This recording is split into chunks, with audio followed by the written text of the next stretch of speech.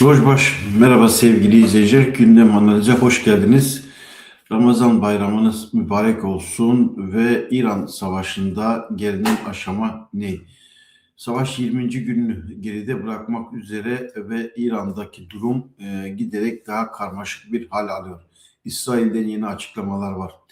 Netanyahu kara hareketinin de olasılık dahilinde olduğunu söyledi. Trump'ın yine peş peşe açıklamaları var. Amerika'da iç cephede de çatlak söz konusu ve Netanyahu'nun açıklamalarına istinaden Tayyip Erdoğan da açıklama yaptı. İsrail'i tehdit etti, bedelini ödeyecek dedi İsrail için. Bu meseleler önümüzdeki günlerde daha fazla tartışılacak. Kürtler ise 2026 yılının Nevroz'unu kutlamaya başladılar. Ama Doğu Kürdistan Rojava Nevrozu, Başarı Kürdistan Nevrozu ve tabii ki Ahmet Nevrozu şu anda herkesin odak noktası, herkesin büyük heyecanla, ilgiyle beklediği bir gün oldu. Yani yarın Nevroz kutlamaları Ahmet başta olmak üzere Kürdistan, Rojava ve Başarı Kürdistan'da yani 4 parça Kürdistan'da Nevroz kutlamaları siyasal mesajlarını ortaya koyacak Kürt halkı ve bundan sonraki sürecinde nasıl olacağını, nasıl şekilleneceği konusunda da önemli mesajları bu Nevroz verecek. Gündemde neler var? Belirtmiştik. İsrail kara harekatı olasılık dahilinde diyor. Zaten Lübnan'da kara hareketi başlamıştı ama İran'a yönelik de çok şiddetli saldırıların olduğu bir süreç içerisine girdik. Tahran, Tebriz artık sadece füze üsleri, rampaları, nükleer tesisler değil, aynı zamanda özellikle İran'daki kara harekatının önünde engel olabilecek ya da bu konuyla ilgili sorun çıkartılabilecek üsler vuruluyor. Tebriz, Urmiye, Doğu Kürdistan kentleri ve İran'da Tahran'da Besiş üsleri, Tebriz'de Besiş üsleri vuruluyor. Ama İran'da buna karşılık misillemesini Körfez ülkelerine yapıyor. Uluslararası ekonomide gaz motorun fiyatları, petrol fiyatları yükseldi. Birçok ülkede sıkıntılar yaşamaya başladı. Dün gece Tel Aviv'e çok yoğun bir saldırı söz konusuydu. Füze saldırıları söz konusuydu. İran medyası füze saldırılarını hep başarılı gibi yansıtıyor.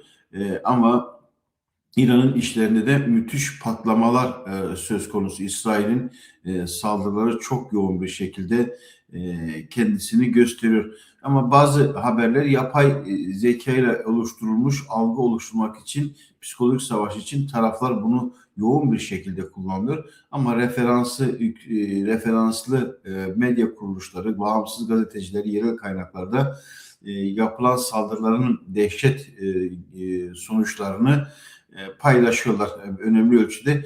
Tekrar şunu belirtmekte fayda var. Tarafların savaş sonuçlarıyla ilgili, yapılan füze saldırılarıyla ilgili sonuçları konusunda çok güven verici haberler yok hala medyada, ne İsrail medyasında, ne İran medyasında, ne ABD medyasında.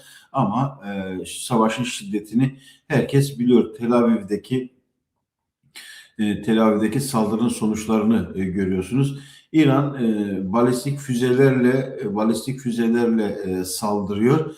İsrail'in açıklamalarında bu konuyla ilgili haberler söz konusuydu. Yerusalem Post'ta var kara harekatıyla ilgili, Hizbullah'ın Lübnan'ın kuzeyine sürüldüğü ama etkisiz hale de getirilmediği belirtiliyor.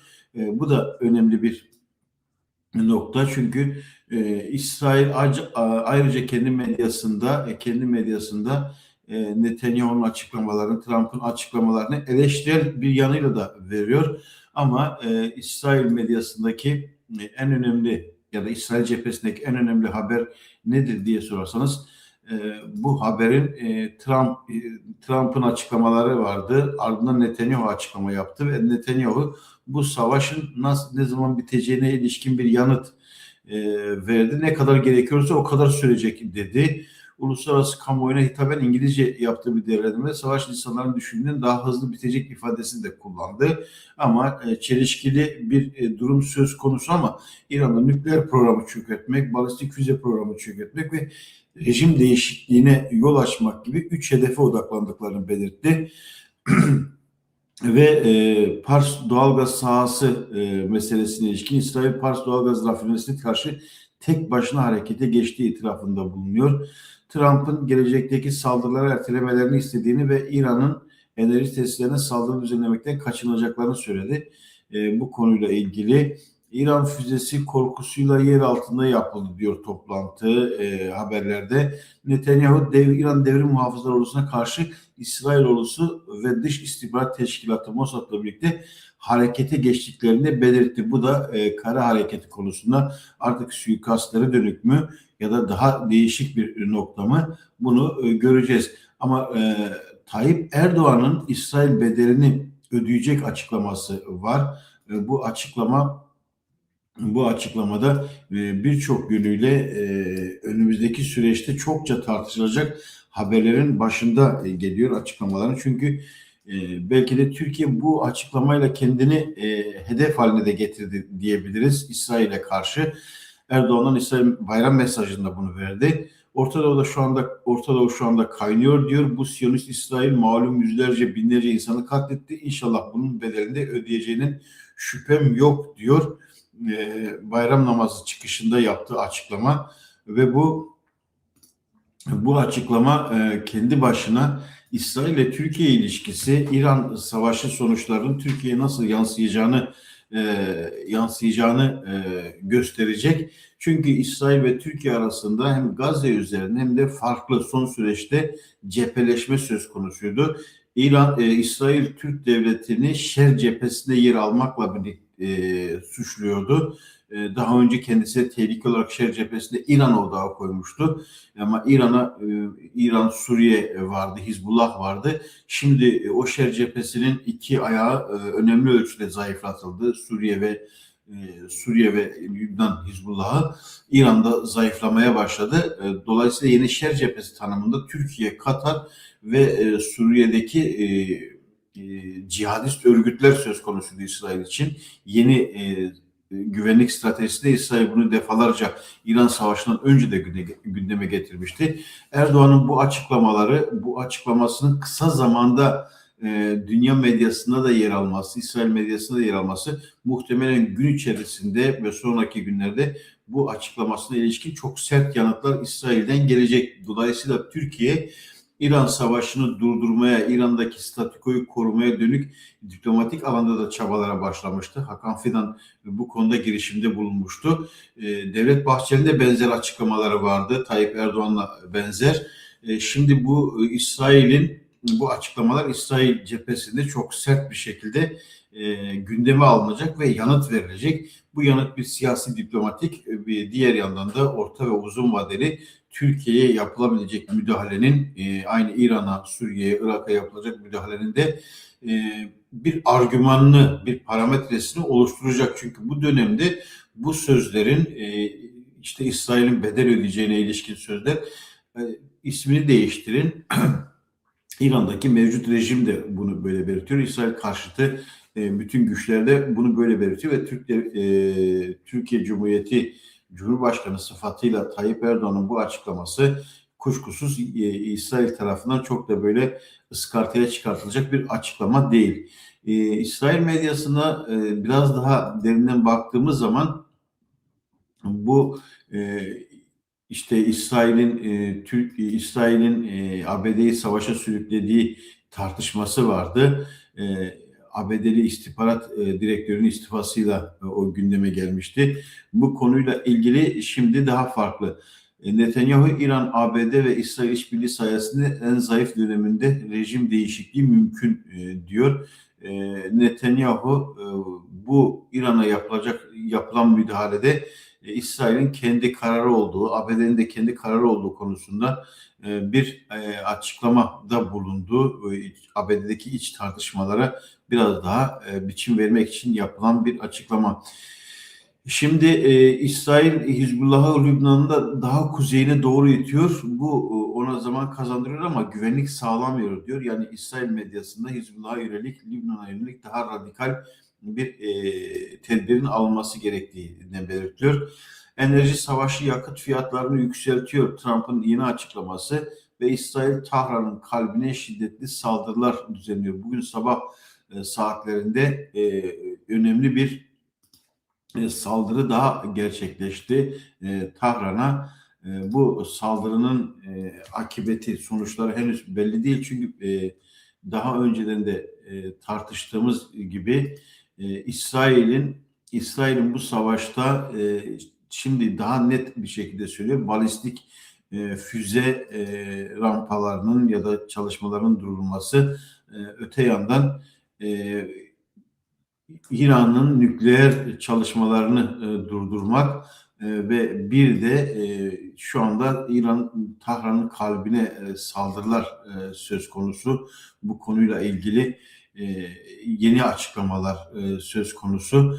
Bu sabah saatlerinde yapılan saldırının sonucu yok ama çok şiddetli saldırıların düzenlendiği konusunda bilgiler geliyor. İsrail bugün erken saatlerde İran'a yeni bir saldırı dalgası başlattı. Bu saldırılar Trump'ın İran'ın doğalgaz altyapısına yönelik saldırıların tekrarlanmaması yönündeki çağrısından bir gün sonra gerçekleşti. Bu da İsrail'in özellikle e, İran'a saldırıda ABD'nin içinde bulunduğu durumu çok da göz önünde bulundurmayan bir yaklaşım olarak da değerlendirilebilir. Çünkü Trump özellikle doğal gaz ve petrol merkezlerine yönelik saldırının durmasını istemişti. Çünkü enerji fiyatları yükseliyor. Batılı ülkeler enflasyon sorunu yaşamaya başlıyor.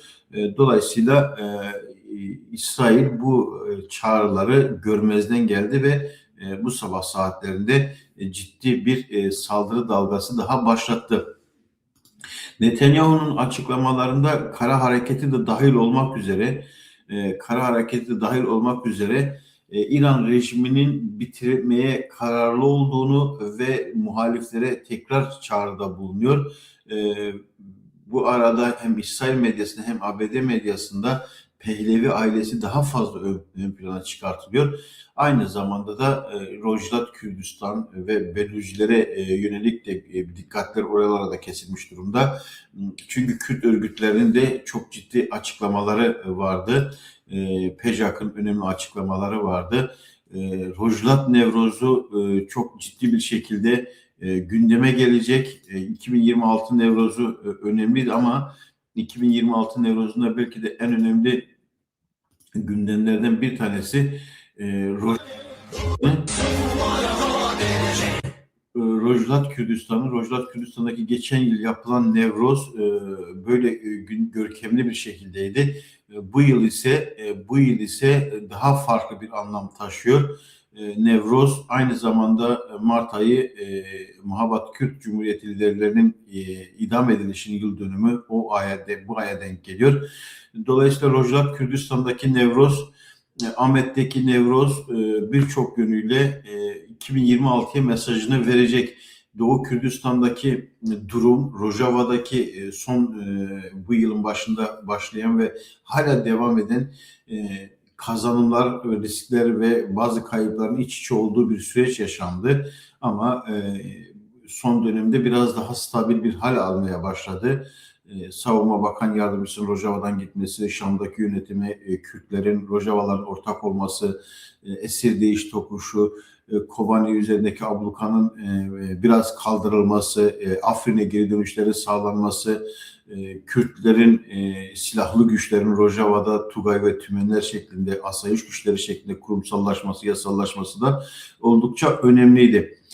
Kuzey Kürdistan'da durum ne? Kuzey Kürdistan'daki durum İmralı'da başlatılan bir süreç vardı. PKK'nın kendi fesli söz konusuydu. Nevroz sürecine gidildiğinde